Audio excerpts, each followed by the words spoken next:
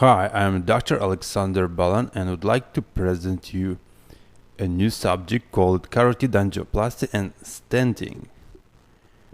Carotid Angioplasty and Stenting are procedures that open clogged arteries to restore blood flow to the brain. It is performed to treat or prevent strokes. The carotid arteries are located on each side of the neck. These are the main arteries supplying blood to the brain. They can be clogged with fatty depositions or deposits, plaques called, that slow or block blood flow to the brain, a condition known as carotid artery disease which can lead to stroke. The procedure involves temporarily inserting and inflating a tiny balloon into the clogged artery to widen the area so that blood can flow freely to the brain. Carotid angioplasty is often combined with another procedure called stenting. Stenting involves placement of a small metal coil called stent in the clogged artery. The stent helps prop the artery open and decreases the chance of it narrowing again. Carotid angioplasty and stenting may be used when traditional carotid surgery or carotid endarterectomy isn't possible or it's too risky. On the right side we have the picture with carotid artery. Let's do this again. We have a common carotid artery which comes here. After we have division into the internal carotid artery. This one is from picture. Symmetrical and external carotid artery, which supply with blood the face. Internal carotid artery going to the middle cerebral artery, and so far by communicating with anterior communicating artery and creating anterior cerebral artery, and with posterior communicating to the posterior cerebral blood vessels. Risks and complications. With any medical condition, complications may happen. Here are some of the possible complications of carotid angioplasty and stenting. So, stroke or mini stroke or transient ischemic attack. During angioplasty, blood clots may may break loose and travel to the brain. Patient usually receives blood thinners during the procedure to reduce the risk. A stroke can also occur if plaque in the artery is dislodged. When the catheters are being treated through the blood vessels, it can occur dislodgement of the plaque or plaques, many and of little size, new narrowing of the carotid artery or restenosis. A major drawback of carotid angioplasty is the chance that artery will narrow again within months of the procedure. Special drug-coated stents have been developed to reduce the risk of restenosis. Blood clots can form within stents even weeks or months after angioplasty. These clots may cause stroke or death. It is important to take aspirin or clopidogrel, also known as Plavix, 75 mg per day, aspirin as well 75 mg per day, and other medications exactly as prescribed to decrease the chance of clot forming in the stent or from the stent. Bleeding patient may have bleeding at the site of groin where catheters were inserted, usually one catheter. Usually this may cause bruise, but sometimes serious bleeding occur and may require even a blood transfusion or surgical procedures. Investigations by imagistics. Before angioplasty is made, a review of medical history and physical exam is done.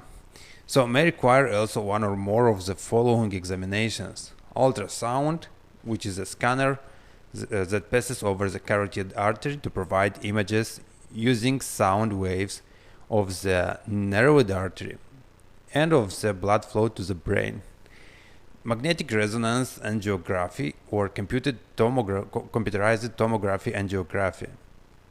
These exams provide highly detailed images of blood vessels by using either radiofrequency waves in a magnetic field or by using X-ray with contrast material. And last one is carotid angiography. During this exam, contrast material visible on X-ray is injected into the artery to better see and examine the blood vessels. So, what are indications for angioplasty and stenting?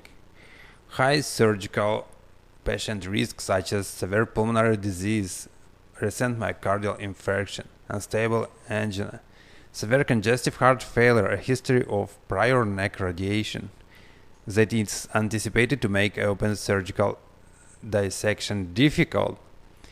So one of the indications could be difficult access by open surgical method. A history of damage to contralateral vocal cords. The presence of tracheostomy. Again, access through the neck and the nearby structures. Contralateral carotid occlusion and previous carotid endarterectomy with recurrent stenosis. Procedure step by step. Once patient is under light or moderate sedation, anesthesia, a puncture is in an artery is made, usually the femoral artery in the groin area. The following describes the angioplasty and stenting procedure.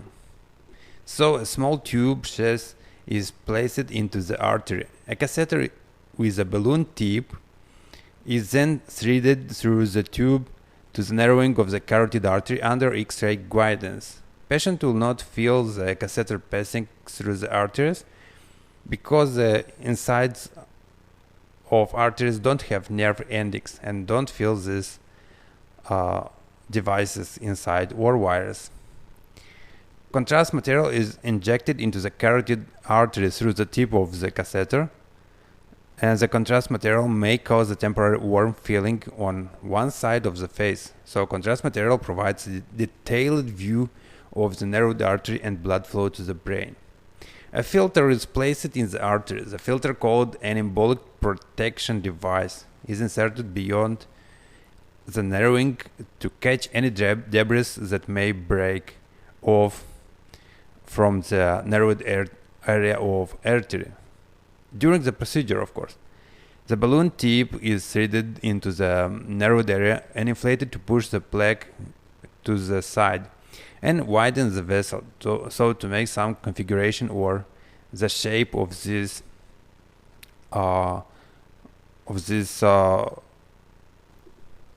stent. A small metal mesh tube stent may be placed in the newly opened vessel. The expanded stent provides support that helps to prevent the artery from narrowing again. The stent may be coated in a drug that is released slowly over time to help prevent restenosis. The filter, sheath, catheter, and balloon are removed. Pressure is applied to the small catheter insertion site to provide bleeding, and even left for many hours to prevent this bleeding for compression. After a procedure, it's important to avoid bleeding from the catheter insertion site. There is need to lie relatively still for several hours. Patient will be either in the recovery area or in your hospital or in patient hospital room. After the procedure, patient may receive an ultrasound of the carotid artery, and most people are discharged from the hospital within 24 hours after the procedure. The catheter site may remain tender, swollen, and bruised for a few days. There may be a small area of discoloration or a small lump in the area of the puncture. Patient may take acetaminophen for pain in the recommended dose as needed for discomfort, or other medication as prescribed by a doctor.